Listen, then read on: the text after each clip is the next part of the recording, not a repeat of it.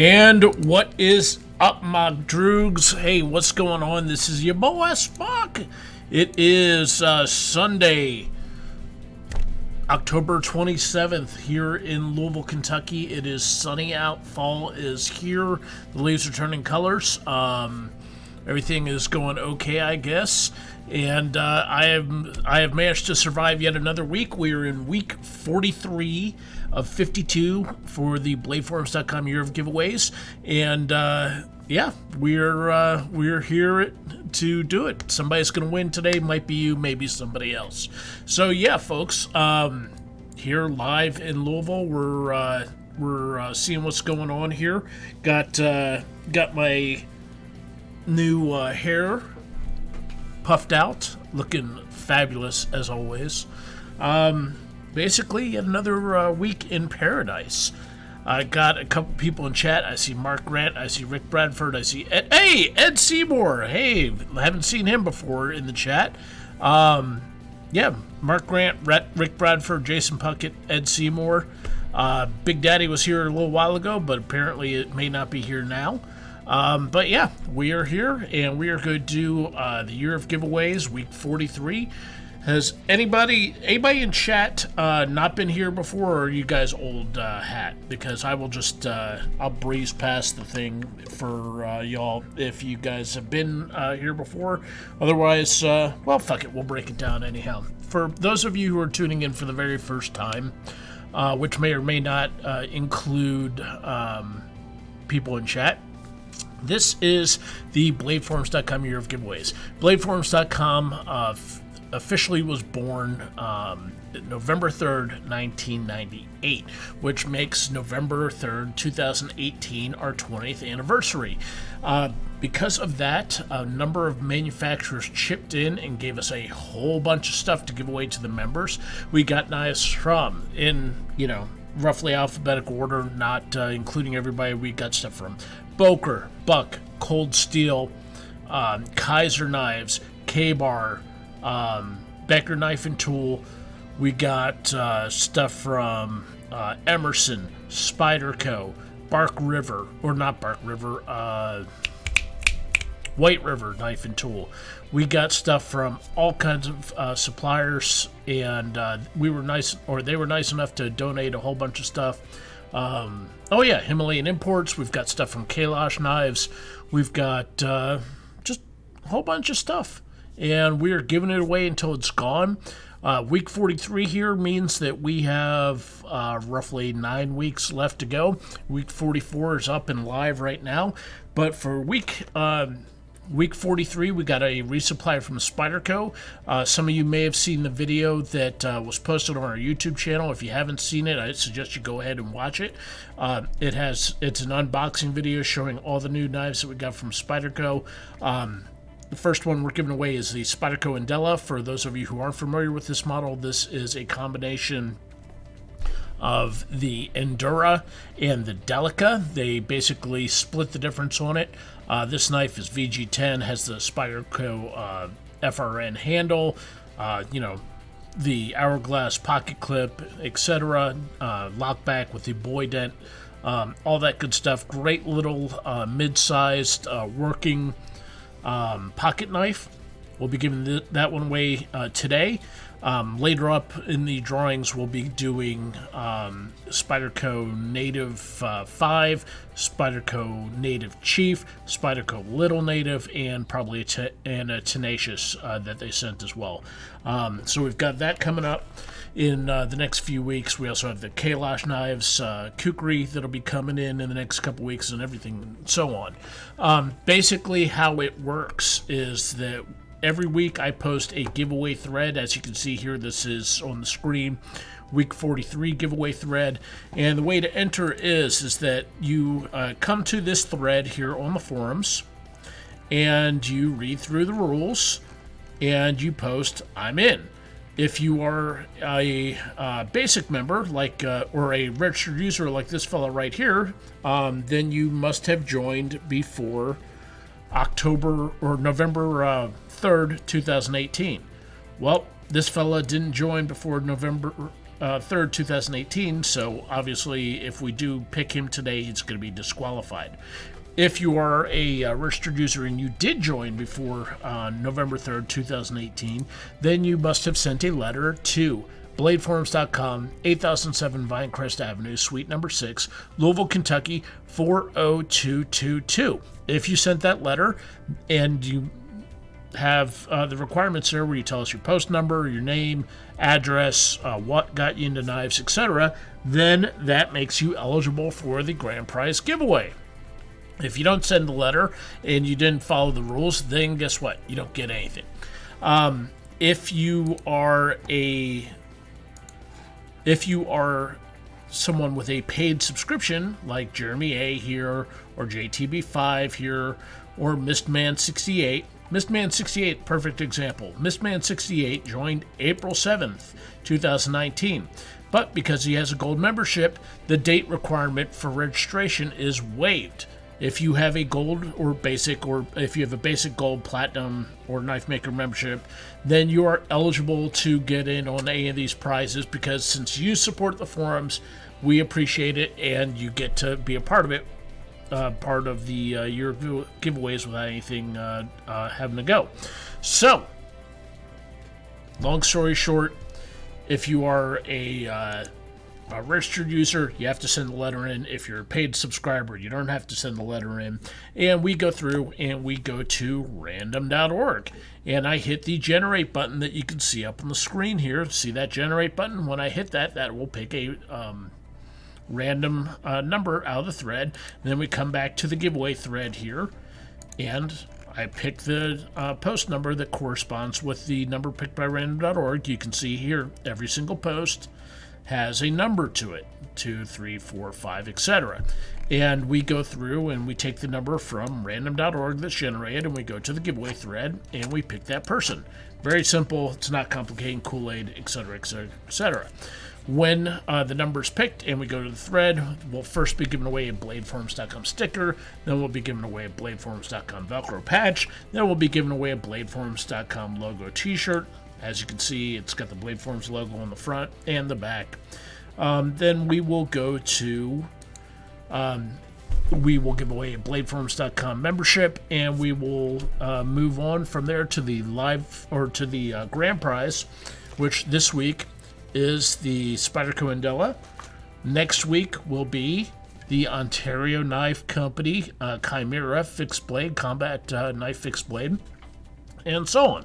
Then after that, when we're all said and done, we'll be doing a live stream prize pack, which this week has a bunch of interesting stuff in it. We have got cold steel stickers. We have got Spyderco sticker. We've got the typical SEAH1 arrowhead. We have got some 550 cord. We have got Kershaw G10 leak. We have got a Knights Armament sticker. And I've even thrown in some Arby's sauce and even a zip tie. So somebody's getting a bunch of not so cool, or a bunch of cool stuff and some not so cool stuff. And there we go. Oh, also, this week's grand prize winner will also win a Boker tree brand hat, cold steel stickers, and who knows? Who knows what else is going on? God, how do people wear these wigs all the time? This thing is itchy as hell. I don't know, man. Price you pay for beauty, I guess. So, yeah. So, hey, we got a couple more people that have come in. David Freeman, Marcus52AR. Yeah, so that's where we're at. So, without further ado, let's... oh, yeah, Jason Puckett recently was the winner of a live stream prize pack. He got a tactical Bic pen that probably was inoperable, did not work, so good looking out for him. Hey man, you could use that for a tracheotomy or God knows what else. You could even be like Jason Bourne in the original Bourne Identity movie, where he took the pen, jabbed it right in that dude's hand and disabled his hand, and then slotted him.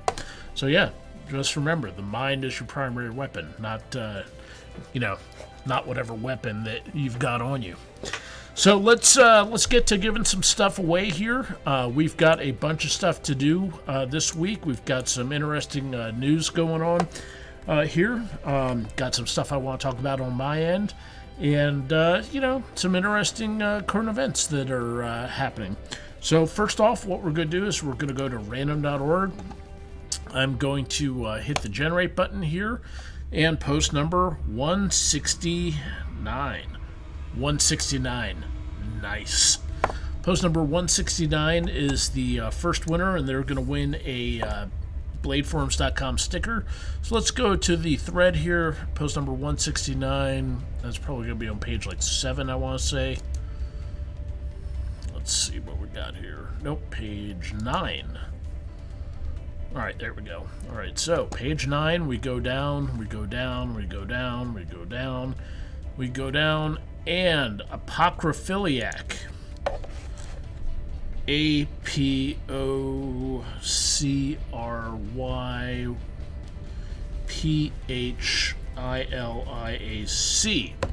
So, Apocryphiliac. There we go. See if I can find the chat window. All right. Wins the BFC sticker with post 169. And it's just that easy. So, guy's got the cool sloth face going on. Reminds me of the meme, sloth meme.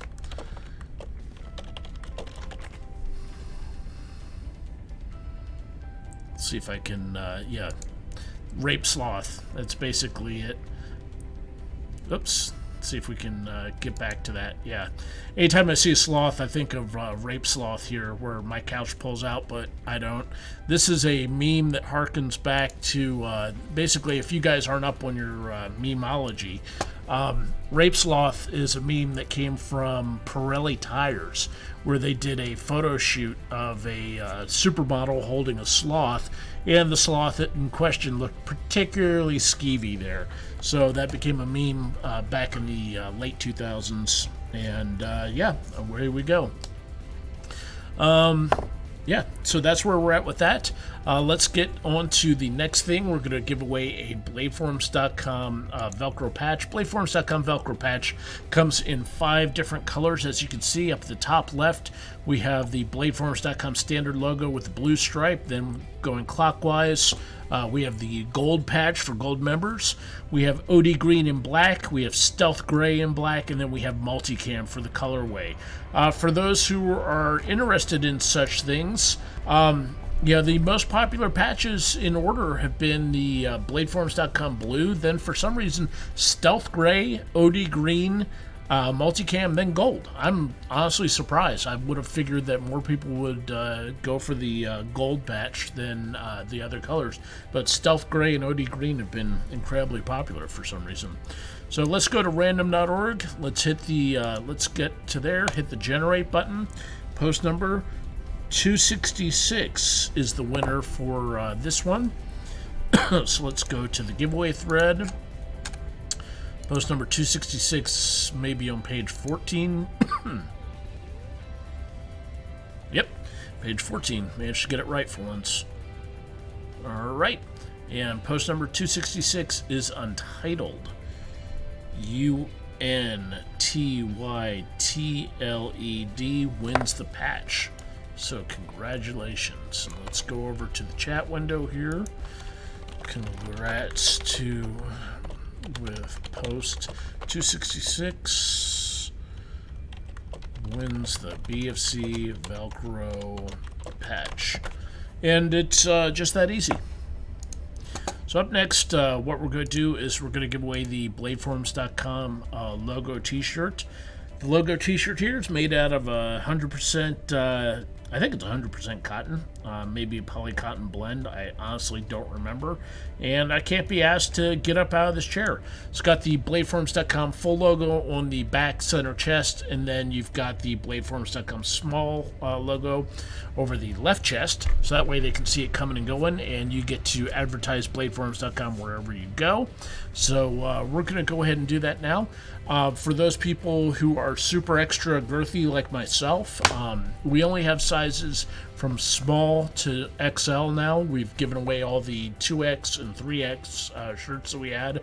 Honestly, didn't think that we would need more than 15 of each. Well, it turns out we need more than 15 of each.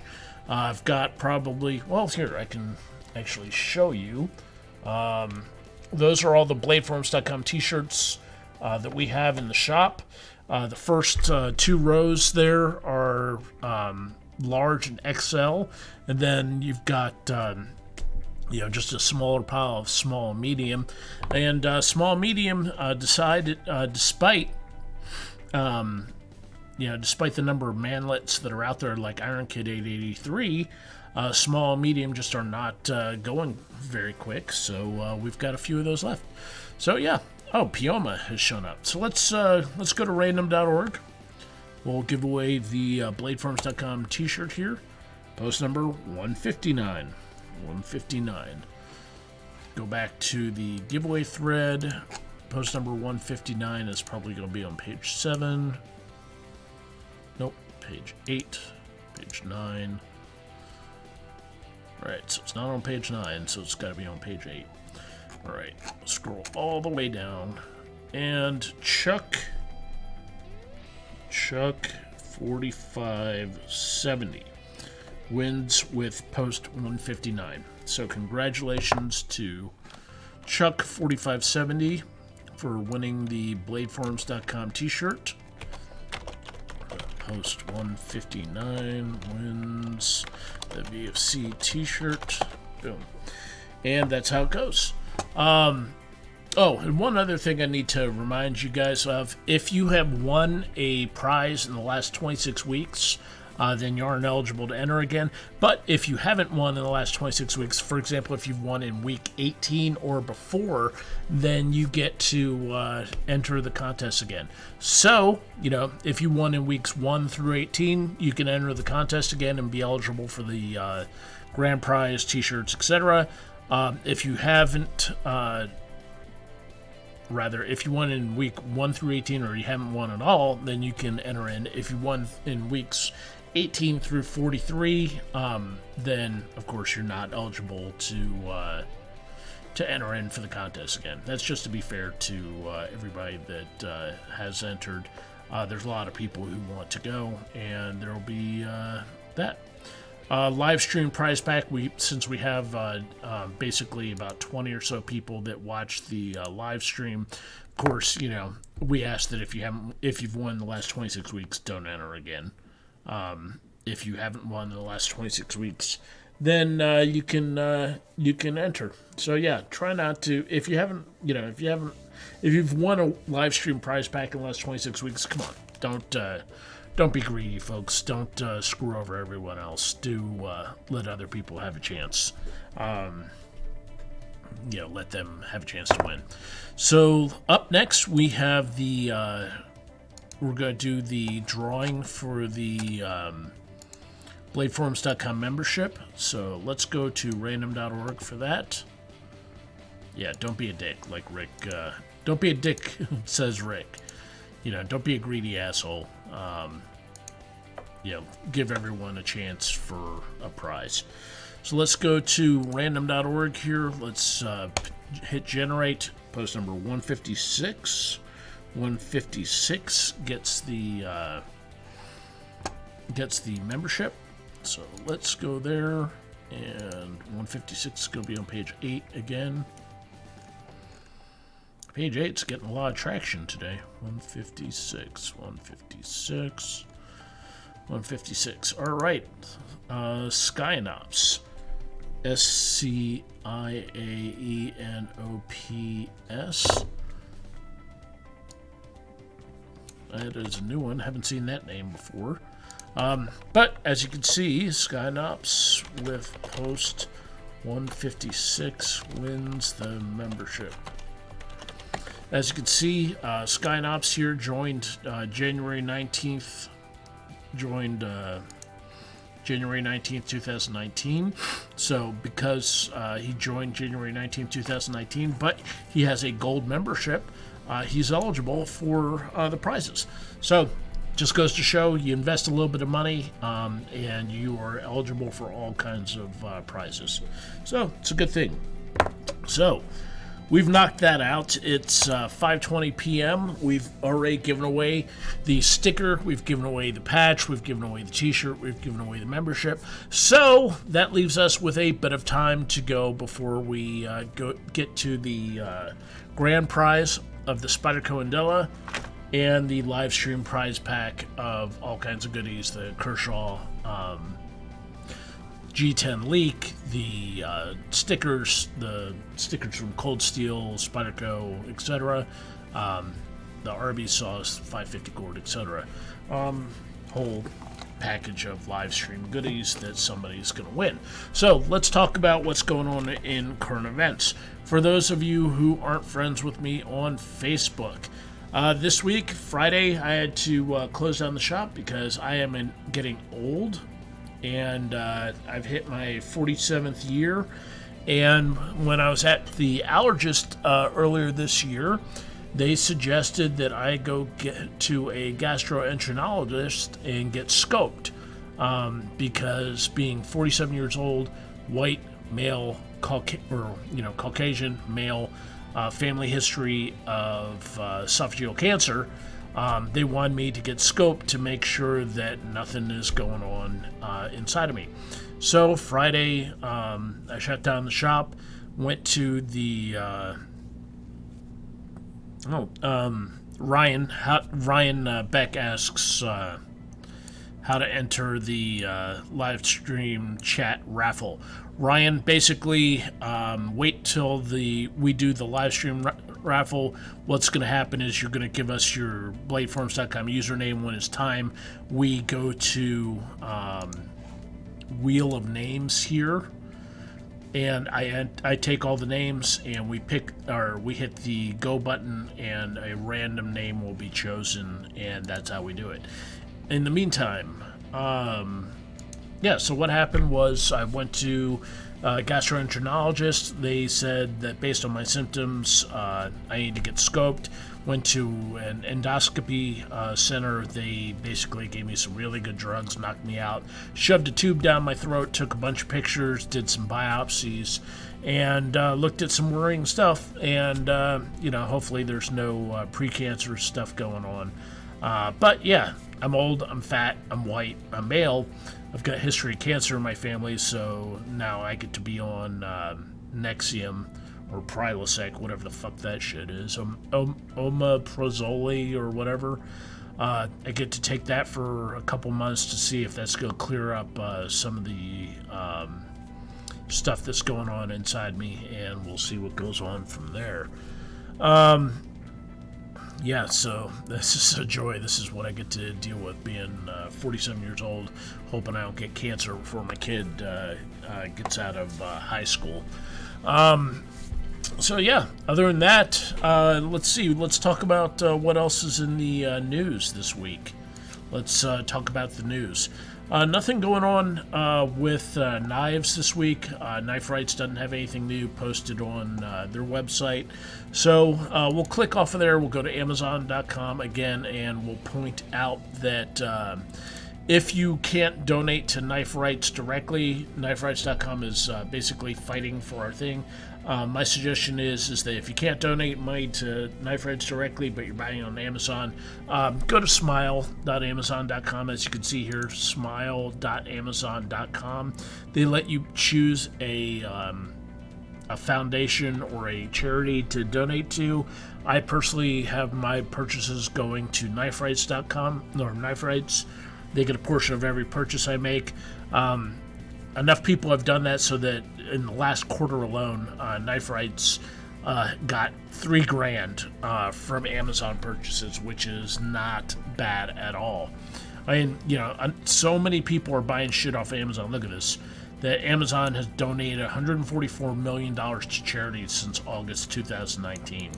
So your purchases can help make a difference on saving our rights as a country, or, at least in the U.S. I can't say for around the world.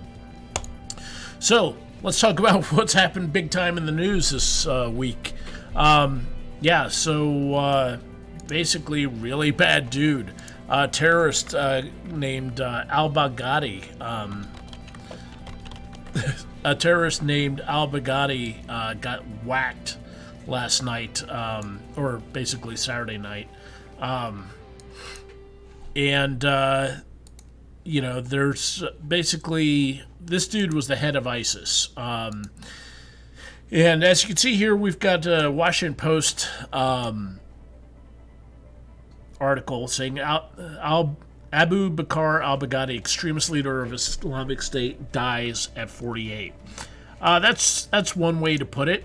Another way to put it is that Delta Force, CAG, Combat Applications Group, with the support of Ranger elements, dropped into Idlib, Syria, where ISIS is trying to do their caliphate, and smoked his ass. They did a raid in the late hours of Saturday, early hours of Saturday night, and they fucking smoked him.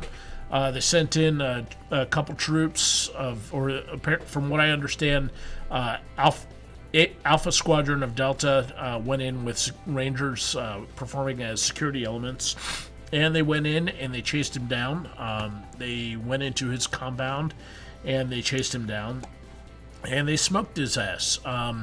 From what I understand, he set off a suicide bomb to keep himself from getting captured. He basically fled his family compound, took 3 of his kids with him to act as hostages. And then when he was cornered in the end of a tunnel, while screaming and panicking for his life, he detonated a suicide vest, killing himself and three of his kids and a special operations pupper that was chasing him down in the tunnel. The nature of the suicide vest means that his body was obliterated, but as we've seen with suicide bombers around the world, typically what happens is they detonate the suicide vest and bloop, their head pops off. So Delta recovered enough DNA at the scene and grabbed his head and did a quick DNA test and confirmed that it was him, and they basically did a victory lap. Because the Navy SEALs didn't do this operation, unlike Bin Laden, unlike Operation Geronimo with Bin Laden, we probably are not going to see a feature film or a series of books on this. Delta guys like to keep their stuff quiet. But it's been a pretty interesting thing to see how the news and everything has handled this. So here, what we see up on the screen is you have got, the Washington Post headline of Abu Bakr al-Baghdadi, extremist leader of the Islamic State, dies at 48. This is not the first iteration of this headline. In fact, prior to this, they had Abu Bakr al-Baghdadi, Islamic State's terrorist-in-chief, dies at 48. This was the original headline that the Washington Post had. Then they edited it to Abu Bakr al-Baghdadi, austere religious scholar at the helm of Islamic State, dies at 48.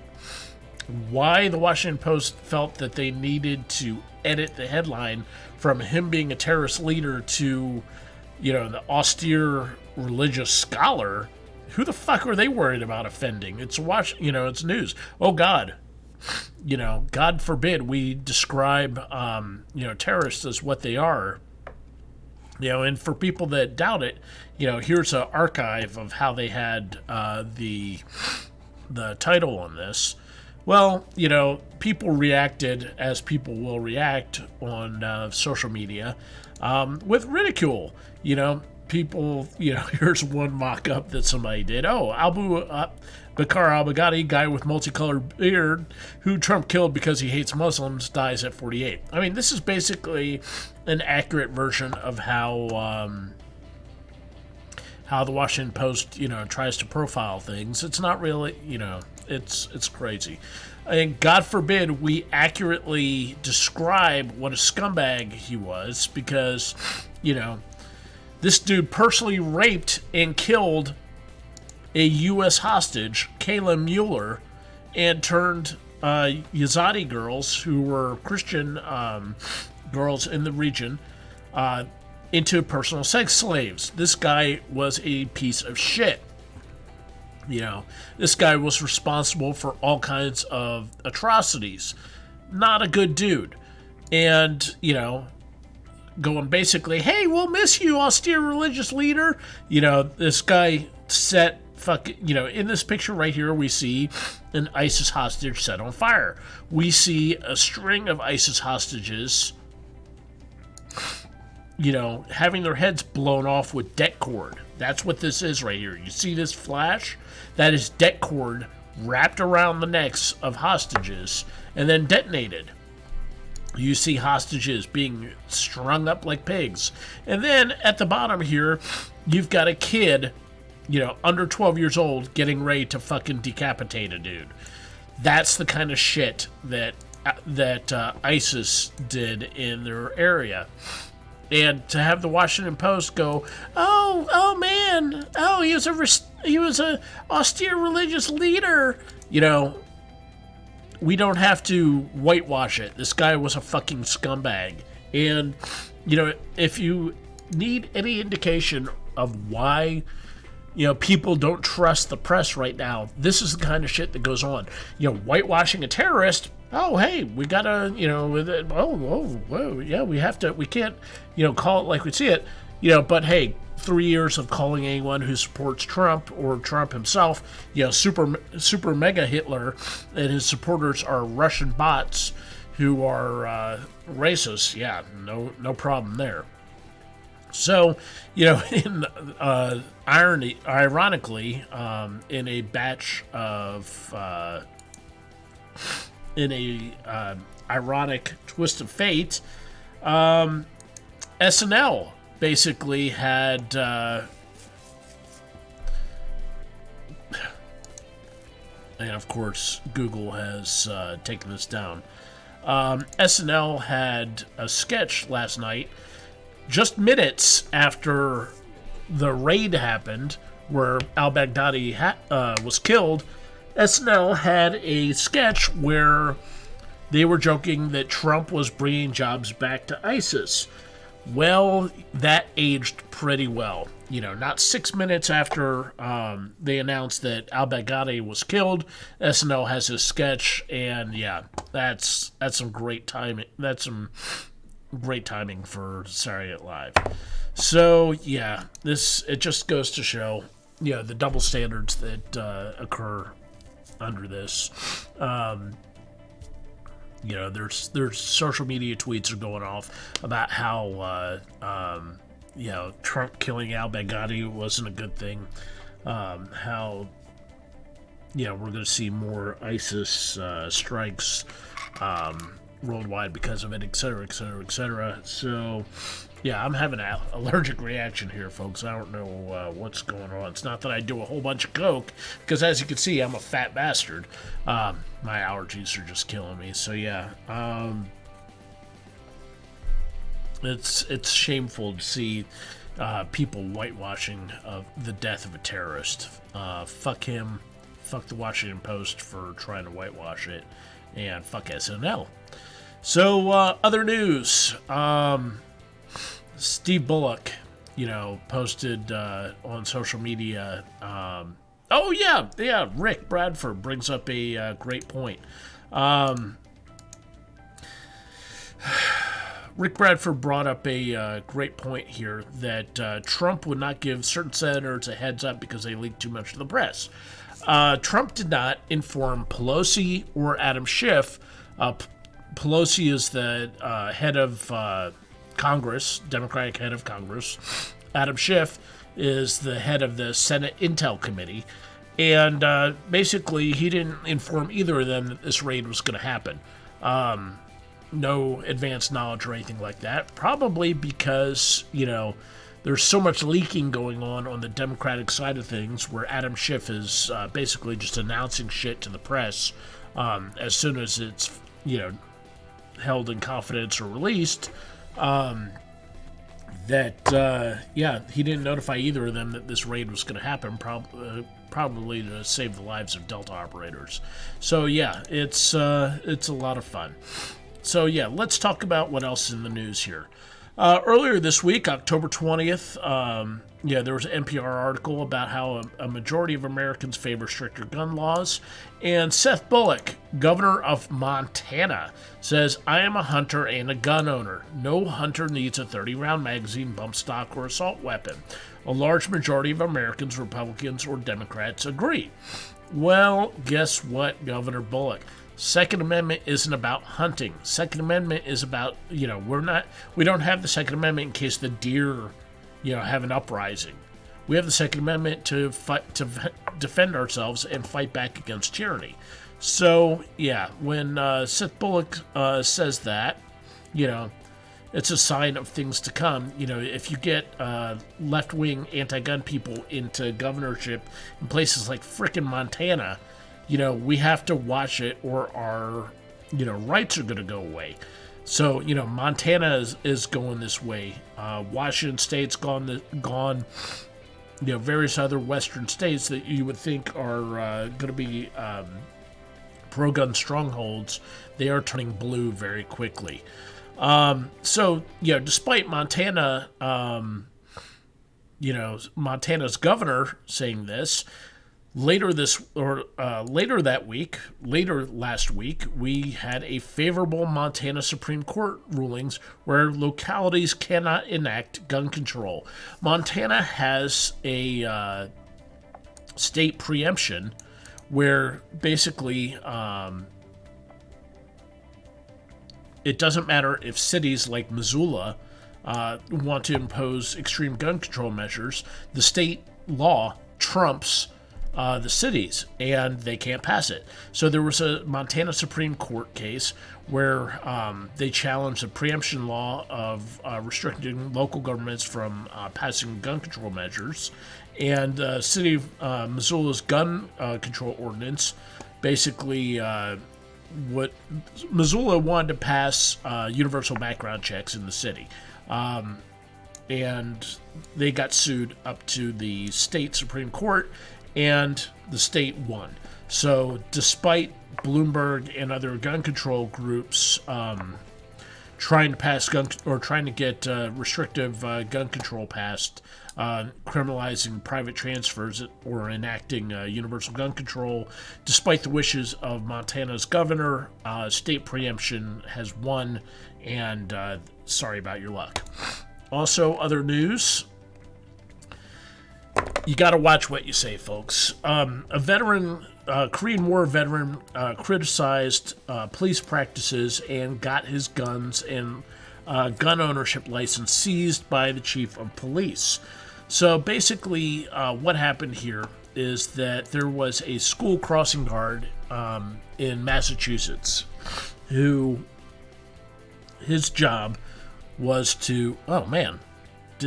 I didn't realize the music was still going. Guys, you got to let me know the music is still going. I'm sure you guys have been hearing that over and over and over and over again. So, yeah, basically what's been going on is that there was a school crossing guard in Massachusetts who saw that the cop that was guarding the school against mass shootings or school shootings or whatever would leave and go get himself a sandwich or a breakfast or whatever during when the school was open. And the crossing guard did not like this, and he remarked to someone else while he was at a diner that he didn't like the cop going to go get himself a sandwich, going to get coffee or whatever at a local convenience store while school was in action. He thought that, the cop's job was to guard kids, not to go to a fucking or not to go to a convenience store and drink coffee. Well, his comments basically were overheard by a lady in a diner, and the lady in the diner reported him to the cops. So what happened was that Let's get this pulled up. He was concerned that somebody would shoot up the school while the officer was away from the post. A waitress at the restaurant where he was overheard the conversation and reported him to the police 2 days later as potentially threatening the school. On the strength of that, the chief of police in that area relieved Nichols of his crossing guard duties while he was in the midst of performing them, and subsequently drove to his home and took away his firearms license and his guns. Just talking about this stuff is enough to get your firearms taken away and your ownership license. In Massachusetts, you have to have a license to own firearms. And guess what?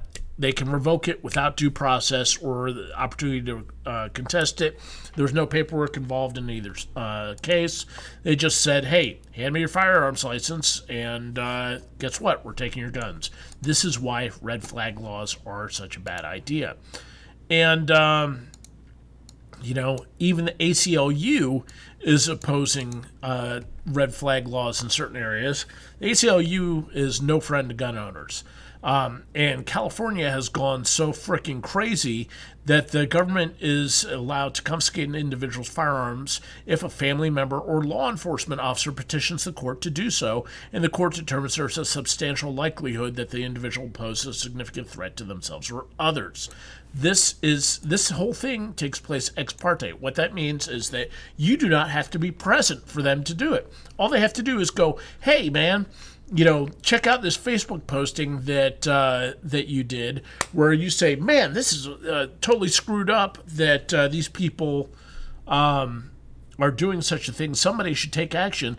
They take your Facebook post out of context, or they say, hey, this guy lost his job, or hey, this guy found his wife cheating on him, or hey, whatever other situation, and they say, you are potentially dangerous. We're going to take away your guns. And you don't have to be present for this to happen. The person targeted with the confiscation order is not provided with any opportunity to present evidence or offer a defense in court or even receive notice of the petition prior to the confiscation of their firearms. So, what does that mean? Well, guess what? You can have cops showing up to your house at 3 a.m. over something that you have no idea was worth getting your stuff confiscated over. And, you hear you hear a noise outside your house. You see strangers in your backyard. You grab your firearm and you can get blasted, just like that lady did last week or a week or so ago, where her neighbor had the cops perform a welfare check on her because he saw a door open. Well, the cops showed up. She heard noise in her backyard. She was playing Xbox with her nephew. She grabbed a gun because she saw people in her backyard. The cops saw her with a gun, shot her through her window, and killed her. That can happen to you now based off of third-party hearsay and gun violence restraining orders. That's the dangerous slip that that's the danger that we are seeing in California and various other places. And, don't think that this shit won't be abused. They want, it used to be that the restraining orders had to be filed by a loved one, family member, or whatever. Well, California's done it now so that anybody can file a gun violence restraining order on you. Coworker, employer, fellow student if you're in school, neighbor, etc. Anybody can drop a dime on you.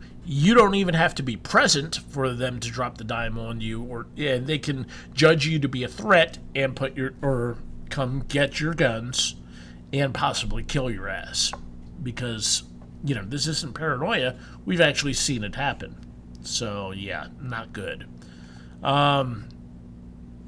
It's fucked up, and basically California is going to get much, much, much worse. They've passed all kinds of gun control laws, which allowed the gun confiscation. One of them that they passed was AB 12, which increased the duration of the gun confiscation order from 1 to 5 years. So not only do they not have to, not let you defend yourself against these charges, but it happens for 5 years. It can happen for up to 5 years now. So it's fucking crazy. then let's see, what else happened? Assault on firearms industry fails. Federal court dismisses Ohio lawsuit. Basically, I'm not too up to speed on this, so I'm going to read this with you guys. Basically, October 9th, federal court in Ohio considered and dismissed with prejudice a lawsuit against Smith & Wesson, Remington, Sig Sauer, and other gun manufacturers arising from a class action brought by Primus Group. The lawsuit sought drastic and immediate judicial action against firearm manufacturers to include damages, declaration of assault weapon sales were a public nuisance under Ohio law, and order requiring the manufacturers to establish a nuisance abatement fund. So, yeah, this is the latest tactic of the gun control movement, where they try to make gun ownership or the sale of firearms or the lawful sale or anything else of firearms, a public nuisance, or they've been stymied at every level. And with the Protection of Lawful Commerce and Arms Act that was passed a few years back, they're not allowed to sue gun owners for the criminal misuse of firearms. So they're trying to get at it other ways, because this goes way back to when Bill Clinton was president, and they weren't able, after 94 and the assault weapons ban passed, they weren't able to get all the law changes that they wanted passed through Congress. So they figured, if we can't get it through Congress, we'll get compliance through other measures. And one of these was nuisance lawsuits. The Housing and Urban Development of Clinton's administration said basically in the city of New York, in the state of New York, we're using unlimited taxpayer dollars to try to sue manufacturers out of business. And through these nuisance lawsuits, they were making gun manufacturers comply. And if they didn't, they said, basically, Elliot Spitzer, basically famously said that if you don't comply with us, we'll make you bankrupt. He said this to Glock. So as a result, the Protection of Lawful Commerce and Arms Act was passed, which prevented gun manufacturers from being sued for criminal misuse of firearms, because enough politicians saw that if they allowed this to happen with guns, then up next would be automobiles and fatty foods and God knows who else. So yeah, there's a reason why these days you see these people, or you see the gun control movement wanting to repeal the Protection of Lawful Commerce and Arms Act, is because it prevents these nuisance lawsuits. So under PLCAA, the lawsuit in Ohio was dismissed. Under the PLCAA, the nuisance lawsuit was dismissed, and basically they said the case was fundamentally misplaced. Perceived prospect of possible threat, like the possible mass shooting at entertainment value and lost market share due to increased security costs, is not actionable on the part of the defendants or the plaintiffs. Such injuries do not rise above a set of generalized grievances. And basically just threw the suit out. So thankfully it was thrown out, but the thing is that despite it being thrown out, it still costs money. All these lawsuits cost money to the gun corporations, and if you aren't a big gun corporation, gun companies are not making tons and tons of cash hand over fist. Unlike alcohol, where they're able to, or they're making billions of dollars a year in profit, companies like H&K and Colt and stuff like that are lucky to make, $10 or $11 million a year. A massive lawsuit can eat up all that money in legal fees. So it's good to see this stuff get thrown out. Andrew Cuomo demands Democrats embrace New York's SAFE Act. Well, back in August, New York Governor Andrew Cuomo released the Make America Safer pledge, basically saying that all Democratic candidates for president endorsed his 4-point gun control plan. The gun control plan was ban of semi-automatic rifles and magazines deemed to be high capacity, create a mental health database that would be checked during firearms purchases, universal background checks, laws, and some form of red flags. Well, the New York SAFE Act, was passed 6 years ago. He claims that it worked. No legal gun owners' rights have been violated, et cetera, et cetera. Well, yeah, basically the New York SAFE Act didn't work because, as we can see, most New York State pistol owners haven't recertified their permits. A lot of people didn't follow the registration requirements. According to the state, just 23,847 people registered their so-called assault weapons since 2013. Basically, those people registered a grand total of 44,000 firearms. But according to the NSSF, some 976,000 New Yorkers did not comply. So, if 44,485 firearms were registered, and estimated 976,000 New Yorkers didn't register, yeah, that's basically 4% compliance, if that, and probably a hell of a lot higher. So saying that the SAFE Act worked and it's some kind of model that should be followed, yeah, Cuomo, you're a dumbass. Your brother Chris Cuomo on CNN is a dumbass. And, most of the law doesn't really work. Most of the prosecutions are for possessing a gun without a license. It's not for, they're not stopping people from committing violent felonies or anything like that. The majority of SAFE Act prosecutions take place in Brooklyn and the Bronx, which are largely, it means that a lot of these are taking place against minorities. So the SAFE Act is, the biggest impact it's had is sending young black men to prison for non-violent possession gun offenses. And even the left-wingers like Slate's Emily Bazelon spent several months in Brooklyn gun court, and she found that a lot of the guys who ended up getting 3.5 years in state prison for possessing a gun without firearms license had no real previous criminal history. So basically, what's going on is New York's gun court is fucking people for life.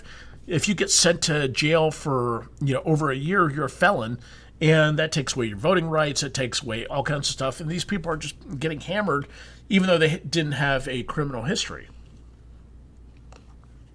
So yeah, gun, like Madge Ture says, all gun control is racist.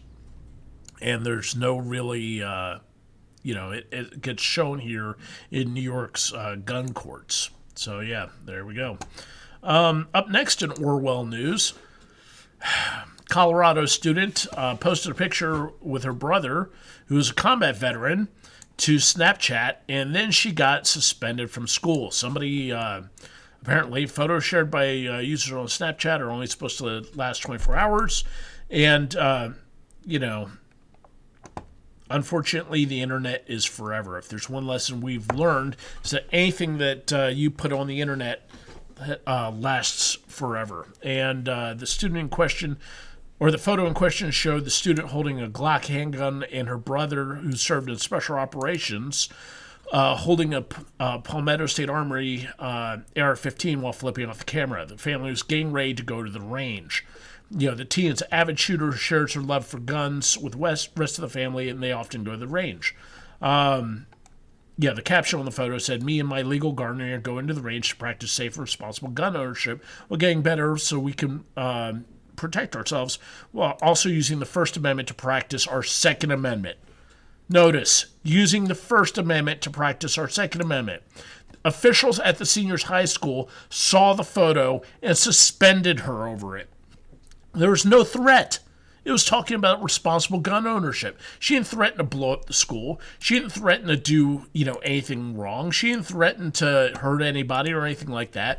It was her First Amendment rights being exercised in the furtherance of her Second Amendment rights. And these people basically freaked out. The girl is now getting death threats. It's fucked up. This is basically, these people are being like Orwell. And, another thing that's going on is that Google and Facebook are building a registry. Hang on, gun serial numbers. I've completely forgot about this. Google and Facebook apparently are using image indexing and AI, where when you post pictures of your firearms online, they are scanning those photos and they are building a firearm serial number database showing what guns are in there. So basically, be really careful about what you do on social media, because if you show one of your firearms on social media and you post a picture of it, the internet is forever. And you notice here, I've got this face of the firearm visible.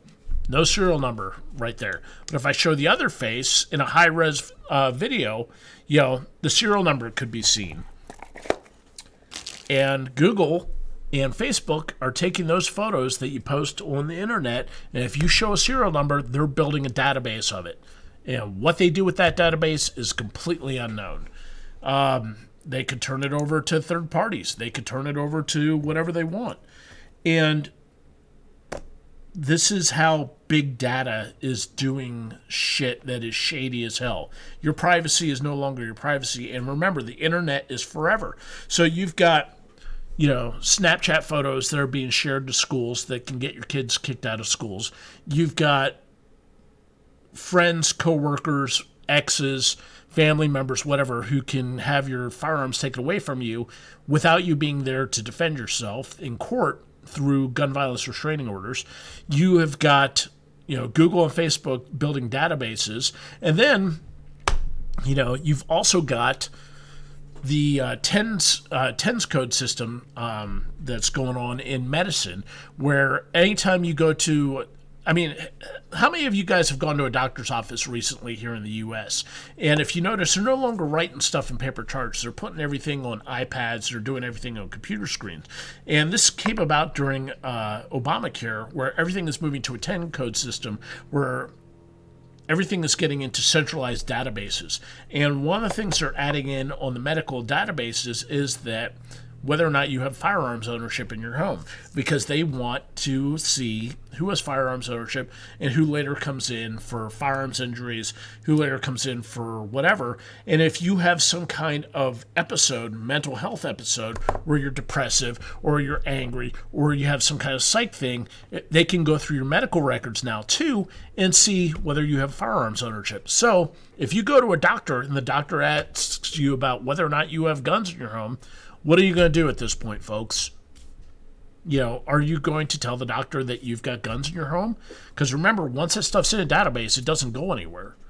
What happens if your kid goes to the doctor, or your wife goes to the doctor, or your husband, or whoever, and the doctor asks them, do you have firearms in your home? That stuff goes into the database, and it can get used against you later on, because they want centralized databases where all your information's on there so that they can access it without warrant or anything else. And down the road, what happens? Let's say you have a mental health episode. You lose your job. You tell your doctor, man, I lost my job. I caught my wife cheating on me. My kid... my kid thinks that they are a Apache attack helicopter or something else, and I don't like this. And the doctor goes, uh-oh, all these red flags right here. Well, man, you might be a depressive. You might be subject to manic break. You might have anger issues. All this stuff. And maybe they hit 4, 5, 6 check marks, and suddenly you become a threat to yourself and something else. And thanks to Facebook and Google, and thanks to red flag laws, and thanks to the medical 10 code system, guess what? You get a visit and from the law enforcement, and maybe you get shot, maybe you don't. So yeah, don't tell anybody that what guns you own. Don't post what guns you own on social media. Don't tell your friends, don't fucking post everything on Facebook. Don't post, don't have all your stuff visible on Facebook. Don't brag to your coworkers. Don't put stickers on your truck saying Magpul, NRA, all this stuff. Don't ask, don't tell, like Rick said, because the person's life you might save might be your own. So, yeah. Let's see, what else is there? Okay, a couple other things before we get to it. So yeah, another news topic. You can't stop the signal news. 3D Print Freedom has managed to make a 3D printed bolt action 223 rifle, the first printed rifle caliber upper. So yeah, basically now you can take a AR-15 barrel here that you can see. Whoops, AR-15 barrel in the image. Attach it to this 3D printed upper, 3D printed stock. You got a metal fire control group right here and a metal magazine, and now you have a bolt action functional 3D printed 223 round or 223 rifle that is capable of being used for survival purposes. You can see here they've got a Trishikata ACOG up on the top of that there. Let me see if we can click through to that. All right, so yeah, let's take a look here. You've got a 3D printed upper receiver assembly here that is bolt action. Looks like you've got a conventional AR-15 magazine release, conventional AR-15 magazine. You can see here from the pinholes right there that they've got a conventional AR-15 triggers set up in there, and I'm not sure if that's an actual ACOG or a knockoff, but this looks like a AR-15 handguard or 3D printed AR-15 handguard and a conventional 5.56 barrel. So yeah, you can't stop the signal, folks. Just like I showed you a week or two ago with the 3D printed Kalashnikov lower. Now you've got 3D printed 5.56 uppers. And that rifle can be used for hunting. It can be used for, one-shot use for whatever purpose you think of. This is basically a Liberty rifle. Back in World War II, there was a plan to airdrop 45 caliber Liberator pistols where a person could do one shot up close, shoot an enemy soldier, take their weapon, and go on and use that. Now there's home printed bolt action rifles that you can use for survival, self-defense, whatever have you. You can't stop the signal.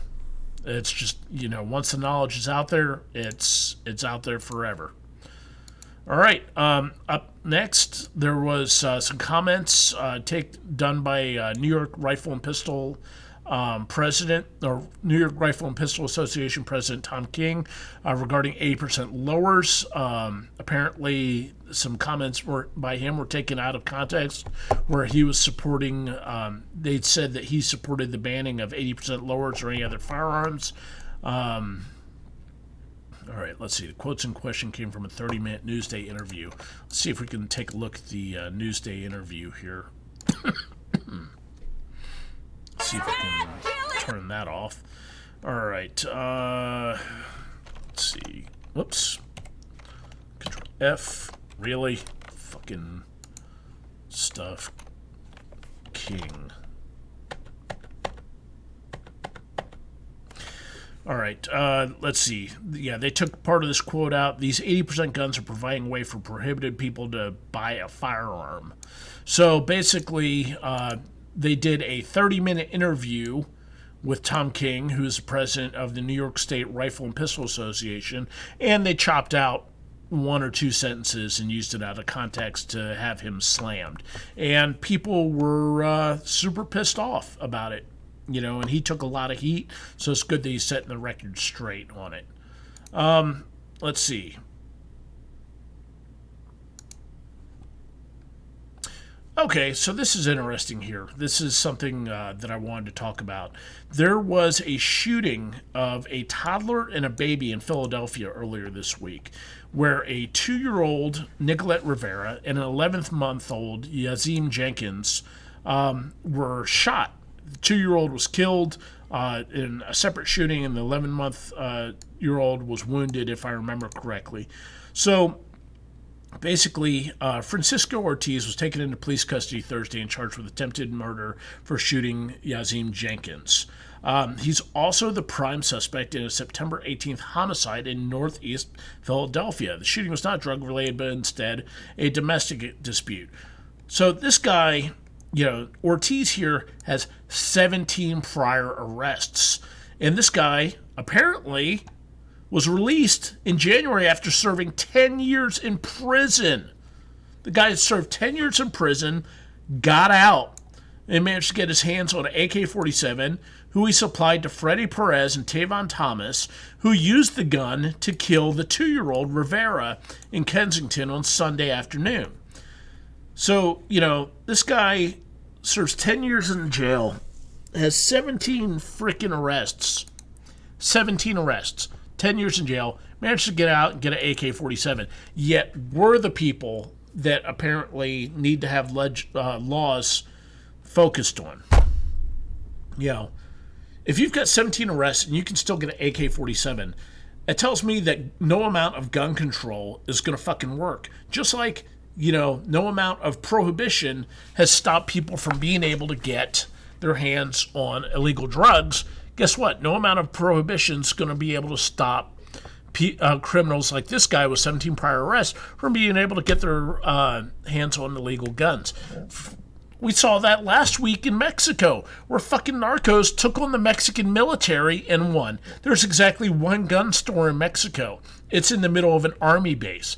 Yet, narcos were showing up with frickin' belt-fed M249 parasaws, M72 law rifles, a Browning 50 cal mounted in the back of a truck like a technical, and they took on the Mexican military and convinced and won because the Mexican military had arrested El Chapo's kids. And when that happened, they sent out a call for help, and all these cartels came in and swarmed Culiacan and got the El Chapo's kids released. So, if the Mexican military can't keep people from getting a hold of guns, fucking fully automatic guns, M72 anti-tank launchers, grenade launchers, full auto machine guns. You think gun control is going to work in the United States? No, it's not going to work. So we're rapidly coming up on the end here. In later news, Tupac Shakur got arrested in Tennessee. I thought he was dead, but it turns out he's not dead. He's been living in Tennessee. Well, actually, this guy named Tupac Shakur got arrested in Tennessee for threatening the cops with a knife and being on meth. So, yeah, that was fun. And also in Iron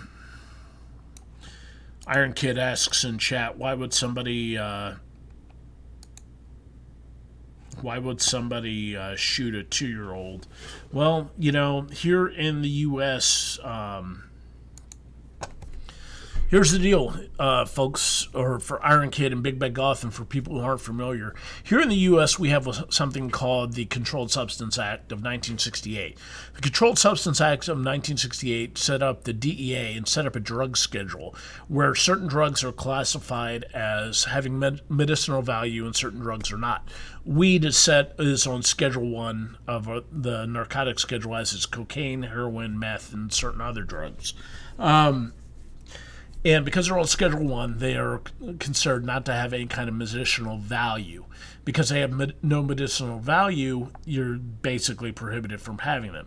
A drug that's prohibited from people having it, or that's heavily restricted, of course, there's a black market for it. And because of this black market, you have the means of amassing massive amounts of money in the trafficking of these drugs. So, as a result of all these profits, you have a attendant rise in violent crime because people try or will kill each other over money. I mean, that's how it's been since the dawn of time. If you have something someone else wants, other people will kill you for it. So, because of drug territory and drug turf and everything else, you have people beefing with each other and committing drive-by shootings. And innocent people get caught in a crossfire like this 2-year-old. or like the 11-month old, and etc. Nobody usually sets out to kill a 2-year-old or shoot an 11-month-old. They just get caught up in what these crazy fucking people do.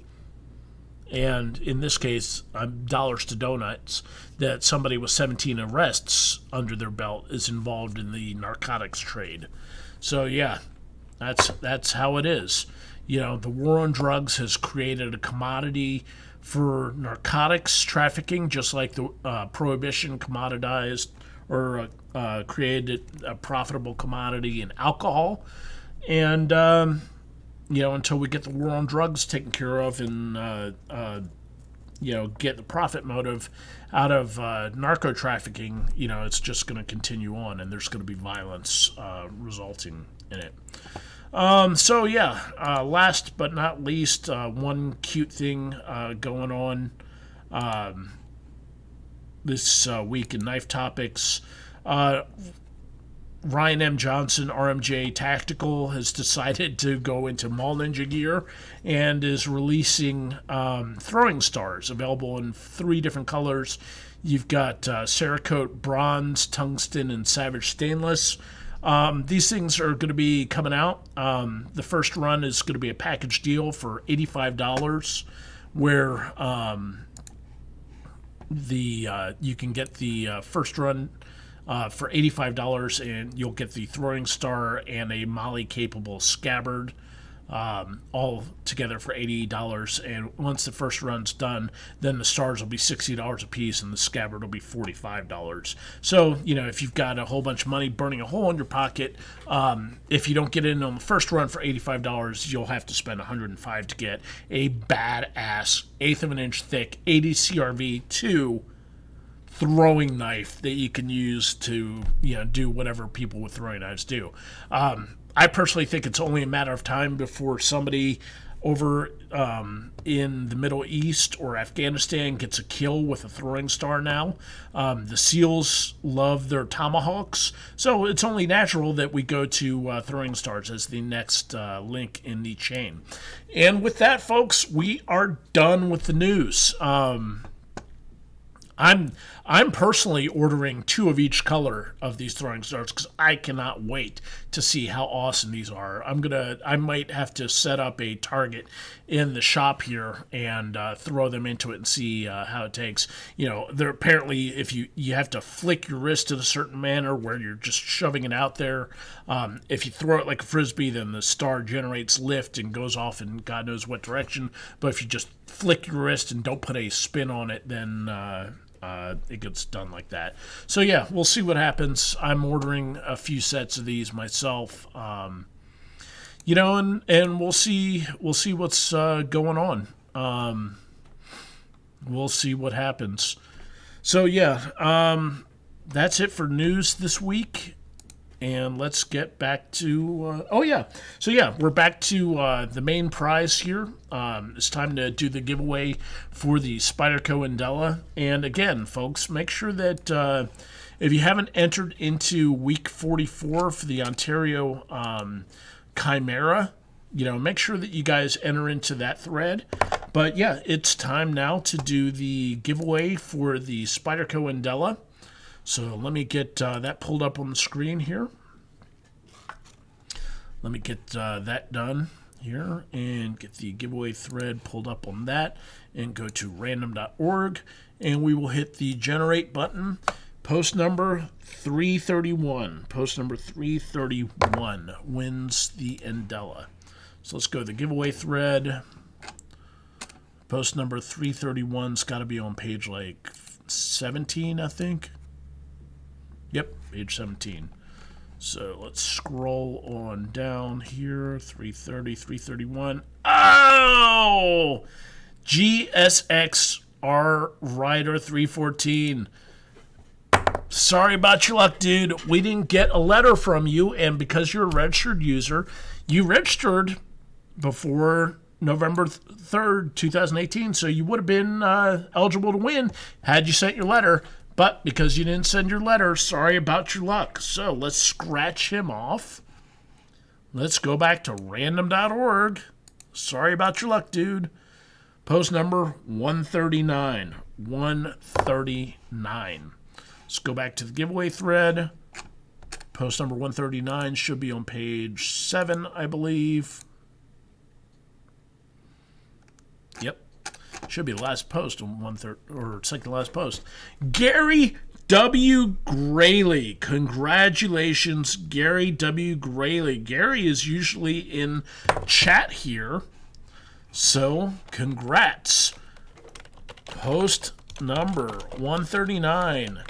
Gary W. Graley wins the Spyderco Endela. Congratulations to Gary. And yes, he is a good dude. As a matter of fact, Gary sent me... Yeah, let's... So Gary gets the Endela here. Gary gets the Cold Steel stickers. Gary gets the Boker Tree Brand hat. And Gary gets our love. And he's definitely... He's probably going to put a fob on it. Gary sent me a fob earlier on this year. For no reason other than the fact that he's a swell dude who does awesome stuff for people. So yeah, he'll probably get a fob or 10 or who knows. He'll do something awesome with it and send that off. So yeah, awesome thing. Congratulations to Gary W. Graley for winning, and we'll get that done. So yeah, folks, now we are at the point of time where we dance. Now, it's time for us to do the live stream giveaway. It's 6:16. It's time to wrap this up. So, yeah, let's get to the Wheel of Names here. Let's go to the Wheel of Names. As you can see here, Wheel of Names is used so that nobody can accuse me of favoritism with that. So what I'm going to do here is, let's get the music turned up. I'm going to start the music again. And when the music starts, you have until the music stops, which is 3 minutes and 41 seconds, to get your bladeforms.com username in the chat. So, music is started. If you were eligible, get your username in the chat to be entered for the live stream giveaway. All right, so first off, Monofletch.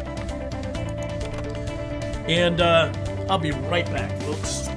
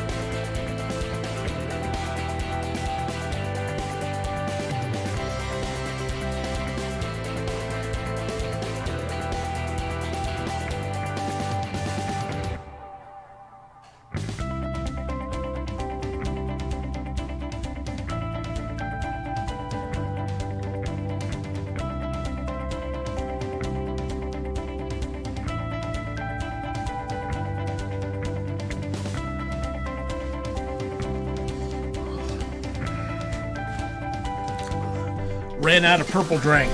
Needed to get some more purple drink. My throat is starting to hurt. All right, so let's get some of these usernames into the Wheel of Names here. All right, Malachi Ryder, Jeff Senpai, Monofletch already got you in there. Owen K, Kiop, Gasman 1. All right, folks, you got 1 minute, 41 seconds to get your usernames in. Ryan Beck. Reno 1228. Hey, I'm seeing some new usernames here. Good to see you guys. Evil Ed. M Rider 86.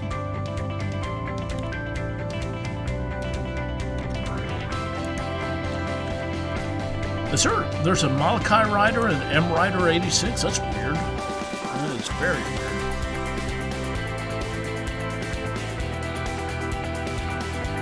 All right, you guys have 1 minute to get your username in. good odds today. 1, 2, 3, 4, 5, 6, 7, 8, 9, 10. So yeah, 1 in 10 chances to get your username in.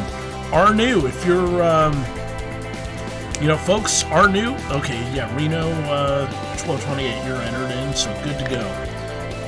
Good to go. All right, we have got 30 seconds. 30 seconds, folks, to get your username.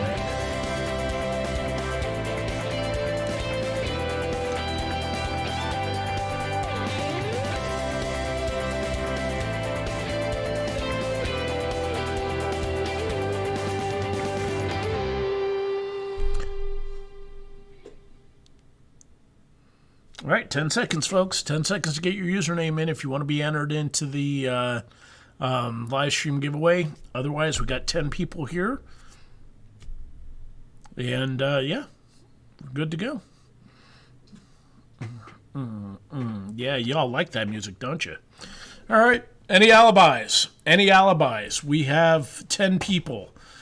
Last chance to get your username into the live stream chat to get your opportunity to do the live stream giveaway.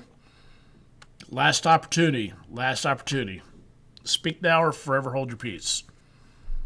No? All right. Let's do the drawing. Round and round she goes. Is it? Nope. Ryan Beck? Nope. Reno! Ren 01228. Congratulations. I believe that's his first time. Congrats to Ren 01228. You win the live stream prize pack. Congrats. So good on you. Good job. Thanks for showing up today.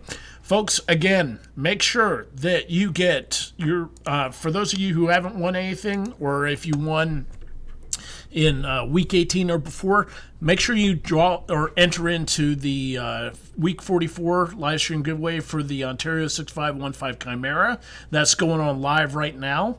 Otherwise, appreciate you guys showing up. Congratulations to this week's winners of Apocryphilia, Untitled, Chuck 4570, Sienna Ops, and Gary W. Graley for the grand prize winning. And Ren 01228, congrats on winning the live stream prize pack. Thank you guys for showing up and watching yet another thing. We are at 9 weeks left, man. This is week 43. Next week will be week 44. We've got 9 weeks left for the year of giveaways. We're going to be giving away more stuff soon. I'll be giving away the super rare Spyderco stuff that we've had sitting around for a while.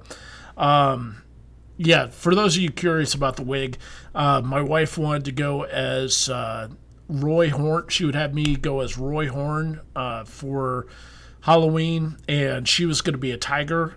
Basically, Roy Horn is the dark-haired half of Siegfried and Roy, and he was attacked by a tiger several years back. She got herself a tiger costume, and she wanted me to go as Roy.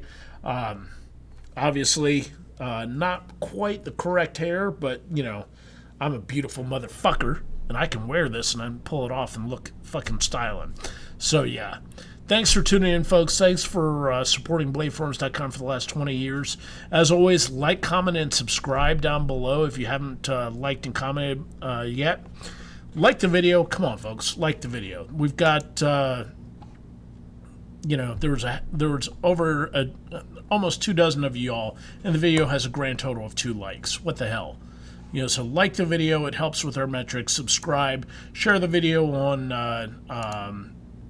social media, tip your waiters and waitresses, and basically keep on being awesome. Thank you all for tuning in. Really appreciate you all being here with us, and hope you guys have a great week this week. Good luck to everybody.